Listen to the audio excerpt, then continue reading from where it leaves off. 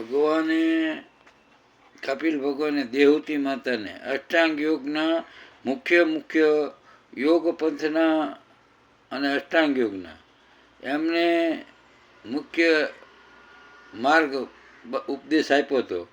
એમાં રાજયોગે આવી ગયો, અષ્ટાંગ યોગે આવી ગયો અને ભક્તિ યોગે આવી ગયો. એટલે સૌ પ્રથમ એમને કીધું યમ અને નિયમ અને સંયમ.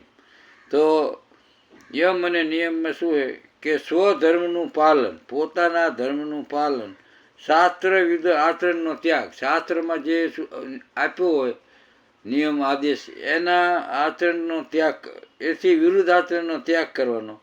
મનમાં કાયમી સંતોષ ભાવ રાખવાનો. જે મળ્યું એ પરમાત્માથી કૃપાથી મળ્યું અને પરમાત્મા જે મારા પ્રાર્થમાં હતું આપ્યું એવો સંતોષ રાખી પોતે આજીવિકાનું જીવન ચલાવવું. પછી આત્મનિવેદન ચરણાસન, એટલે આત્માનું નિવેદન કરી આત્મભાવે ભક્તિ કરવાની છે. પછી જે આપણા જ્યાં રહેતા હોય એના ધર્મો, સંસારમાં તો સંસારી ધર્મો અને જે આપણા ધર્મો, જે આપણા જે માનવ દેહના જે ધર્મો છે અને વિવેક રાખી અને એનું પાલન કરવાનું છે. પછી મોક્ષ ધર્મ રતિ, એટલે મોક્ષ તરફ અનુરાગ હોવો જોઈએ કે મારે આ મનુષ્ય જન્મ મળ્યો છે અને આ લક્ષ્ય રાશિ ફેરા ફરી અને પછી ફરી મનુષ્ય જન્મ મળે કે ના મળે પણ મનમાં મોક્ષ પ્રાપ્તિ મુક્તિની જાગૃતિ ભાવ હોવો જોઈએ. પછી મિતાહાર, એટલે સામાન્ય આહાર, બહુ અતિ આહાર નહીં કરવાનો અને શરીરને પચી જાય એવો આહાર કરવાનો. માંસ મટન આ તે દારૂ એનો ત્યાગ કરી દેવાનો.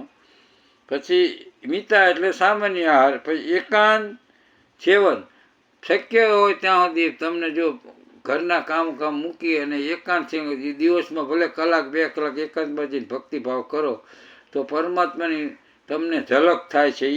આ કપિલ દેવે દેહૂતિ માતાને આ ઉપદેશ આપ્યો છે. પછી અહિંસા, અહિંસા ધર્મમાં તો તમે ખ્યાલ જ છે કે આપણા મન દ્વારા, મન બુદ્ધિ દેહ ચિત્ત વિચાર વાણી દ્વારા કોઈની અહિંસા કરવી નહીં. સત્ય, શક્ય હોય ત્યાં સુધી સત્યનું પાલન કરી અને સંસારમાં રહેવું. આપણા સત્યથી કોઈનું અહિત થતું હોય તો સત્ય ના બોલવું. એવું નથી કે અસત્ય, અમુક વખતે અસત્ય બોલવાથી કોઈકનું હિત છે તો અસત્ય બોલવું પડે.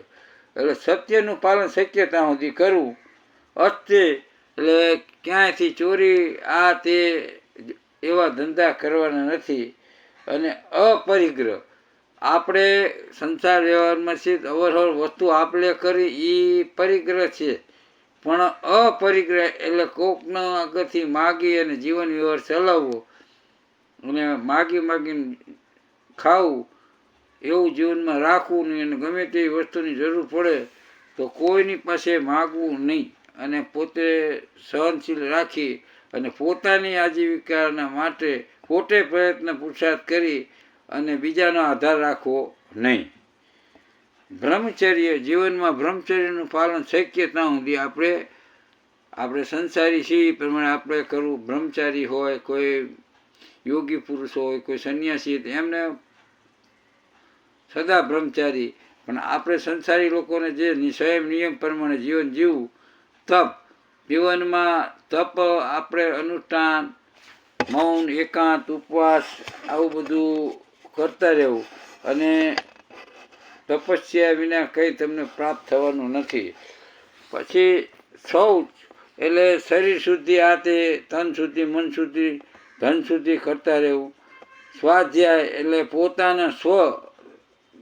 પોતાના સ્વને જાણવા માટે અભ્યાસ કરવો.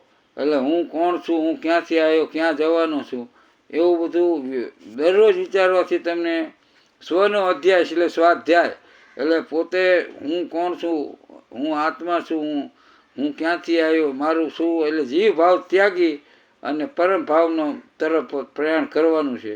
પછી જે તમારા પરમાત્માને માનતા સાકાર નિરાકાર પરમાત્માની પૂજા અર્ચના આરતી કરવી અને આરાધના કરવી. અને જીવનમાં મૌન, એકાંત અને ઉપવાસનું મહત્ત્વ બહુ આપ્યું છે. એટલે આ બધું કરતા રહેવું.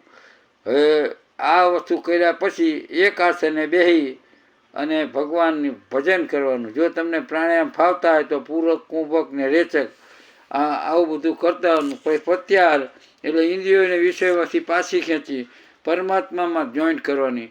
પછી ધારણા અને ધ્યાન તમારામાં થાય તો ધ્યાન કરવું, અને ધ્યાન દ્વારા ધારણાનું તમને મળશે, અને એ દ્વારા તમને સમાધિ સુખ મળશે. એટલે પરમાત્માને પામવા માટે કપિલ ભગવાને માતા દેવહૂતિને જે ઉપદેશ આપ્યો એ મારી બુદ્ધિ પ્રમાણે હું તમને આ જણાવું છું.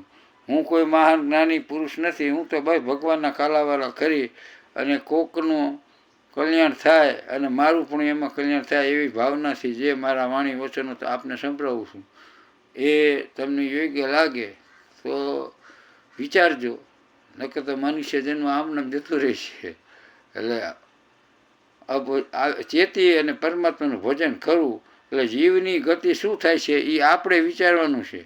એટલે જો કપિલ ભગવાને આ એમની માતાને કીધું ને એ માતાને જ્ઞાન થઈ ગયું અને એમનું કલ્યાણ થઈ ગયું. અને આ જે કપિલ ભગવાનનો આશ્રમ સિદ્ધપુર, અહીંયા મહેસાણા જિલ્લામાં સિદ્ધપુર આવ્યું છે, ત્યાં છે. અને ત્યાંની મુલાકાત મેં લીધી છે. અને આશ્રમ બહુ ભવ્ય છે. બિંદુ સરોવર ઘણું છે.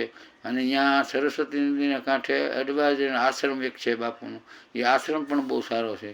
જીવનમાં ભવિષ્યમાં મળે તો સિદ્ધપુર દર્શન કરવા જજો, અને ત્યાં તમને સિદ્ધ થવાનું જ્ઞાન પણ પ્રાપ્ત થશે. એવા સંત પુરુષો મળી જાય તો જીવન સાર્થક બની જાય, તમે સિદ્ધ બની જાઓ. એટલે જીવનમાં સંત પુરુષોનો સંગ કરતા રહેવું. હરિઓમ હરિઓમ હરિઓમ. આનંદ એ જ ઈશ્વરનું સ્વરૂપ છે. એકબીજાને આનંદ આપવો એ જ પણ ભક્તિ છે. અને એકબીજાને દુઃખી કરો એ નરકનું દ્વાર છે. એટલે કોઈને જીવનમાં દુઃખી કરવા નહીં. ઓમ ઓમ ઓમ.